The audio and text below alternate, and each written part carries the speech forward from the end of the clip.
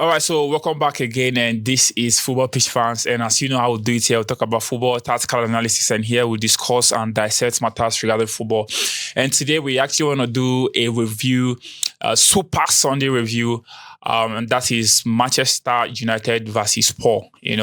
Now in this game, we're going to do the review. We're going to show the tactics which we feel the coach are going to come in, the formation, and also we're going to give out the prediction to this game after the end of this video. Definitely, you probably have to stick around to see our predictions after this video. And here with me in the studio, I have the able Manchester United fan, Manchester United godfather.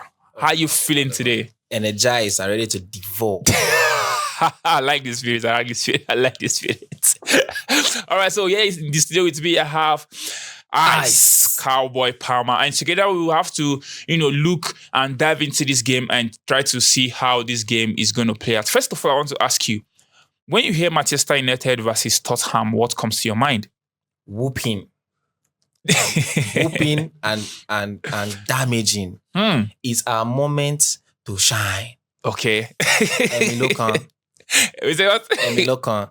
It's my turn. All right now it's Emilokan, because we've actually seen this game, Manchester United versus Tottenham, and in 5 meetings, in our competition with Manchester United and Spurs have had the upper hand against Manchester United. Spurs have won 3, drawn 2, and Manchester United in 5 meetings with Spurs have won 0 in those encounters. And right now, the Manchester United fans are feeling Emilokan that now is their turn because Amorim is in the building. First of all, tell me, the tactics which we've seen Spurs play and also that of Amorim, do you think the formation which Spurs play, 4-3-3, and that of Manchester United, a 3-4-2-1 formation, how do you think this game is going to play by? Do you think it's going to be, a midfield battle or definitely an attacker battle? Tell me, let me hear you. Oh, it's definitely going to be a midfield battle. Do you understand? And again, even that midfield is still not sure for Tottenham. You understand? It's not sure for Tottenham because right now, Tottenham only have 3 players, which are Kulusevski, Son, partially safe, Son and Pedro Porro. The rest are flop. You understand? So it's not necessarily going to be a midfield battle because we are going to go into them with a compact formation. Spurs are best known with their high pressing, rush game, the fast-paced game and everything. So this time around, we are going to calm down and change the game in their eyes in front of them and make them very, very, very confused. Do you understand?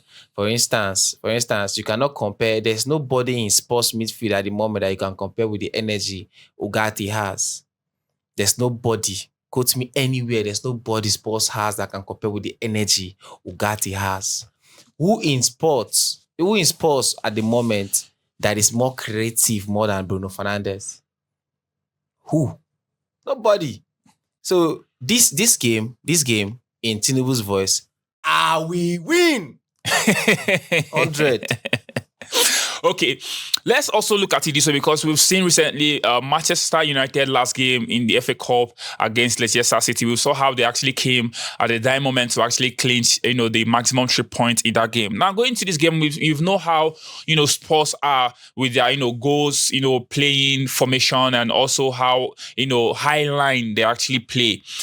Looking at it this way, it's going to be a goal galore. Yes. Now for Manchester United, recently they have actually seen so difficult to actually score goals. Højlund, Zizki is actually not really, doing the work as how Manchester United actually feel. Tell me about Zizki and also Højlund. Do you think they poise the threat, which definitely Man U need to hurt, the shaky defense of Spurs?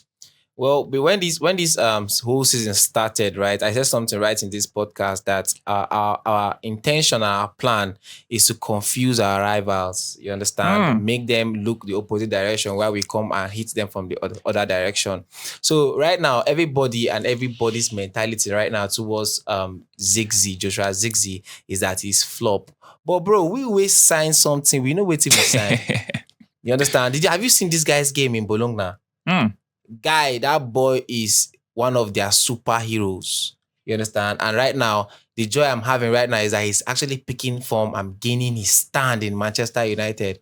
You understand? So goals not coming from Ziggy right now is as a result of them Amorim actually putting him as a super sub.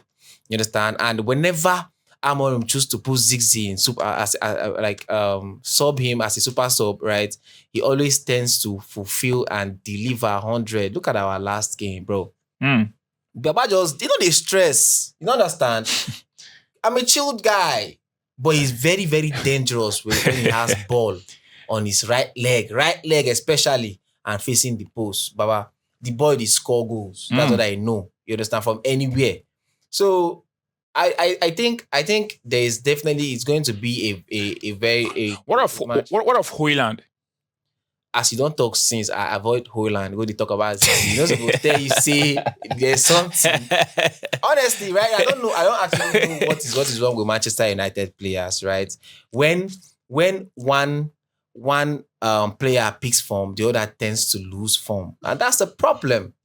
That's a serious problem. So right now, I just have to bank on Ziggy to deliver the job, to get the job done for me. You understand? So Ziggy is definitely going to be my star player of the game. All right, tell me, Cowboy Palmer, tell me, does Spurs have what it takes to really go into this game and actually get a result? Seeing the likes of player they have, Spence back right now. I think Ben Davies is back there. They have Richarlison and Bentancur in the middle of the pack with Bissouma. Do you think they actually have all it takes to cause an upset to this shaky Manchester United squad? Well, you mentioned, in all those names you called, you mentioned just one player's name, Bissouma. The others were just names. You didn't mention any player name. Bissouma is the only player that maybe he's coming back from injury, can do something in Spurs.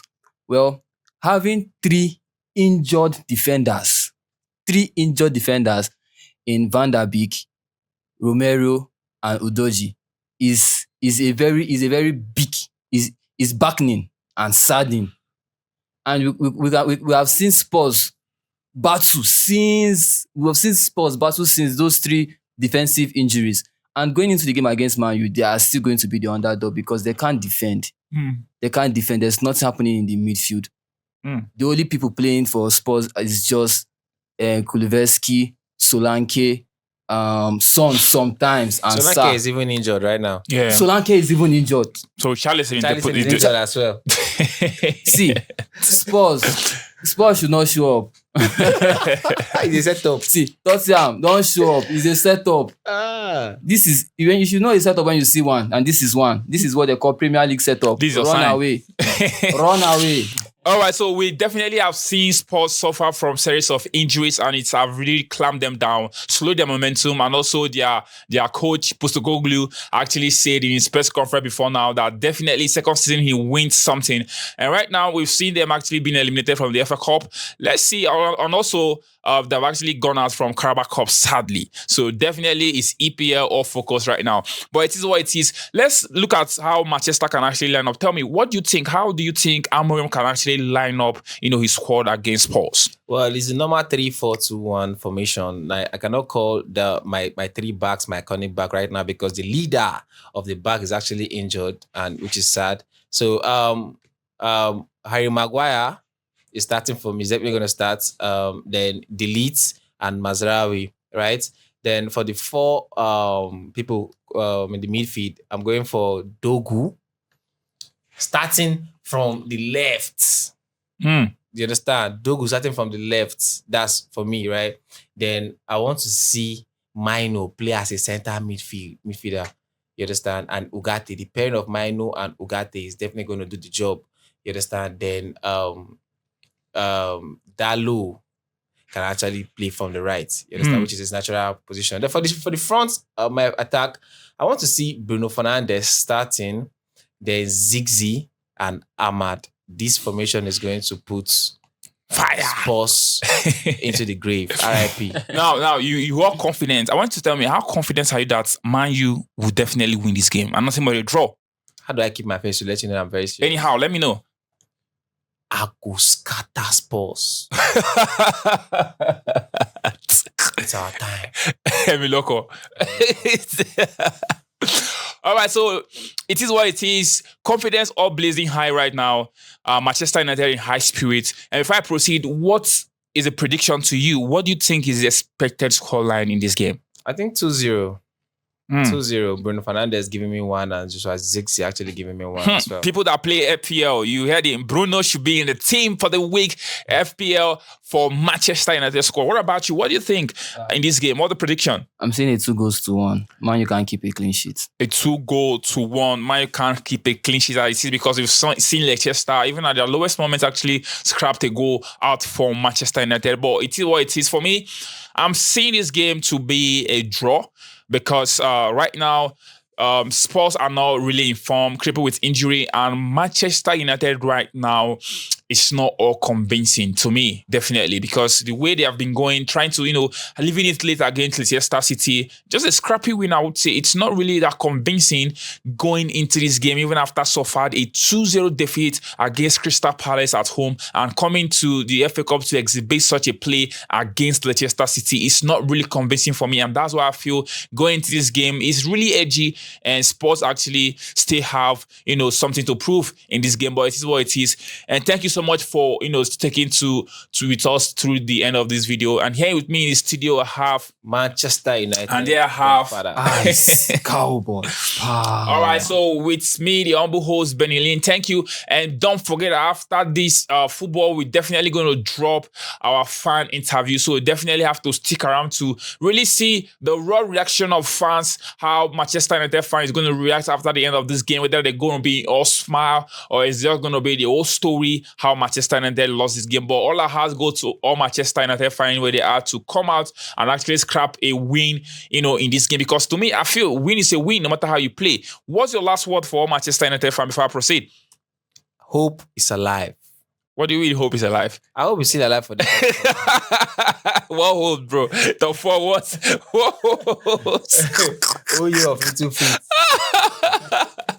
All right, so all hope is still alive is the watchword for all Manchester United fans going into this week and also into this game. Let's see how this game actually unfolds, and do stick with us after the end of the game for our fan interview after this game. Thank you so much, and see you on the next one.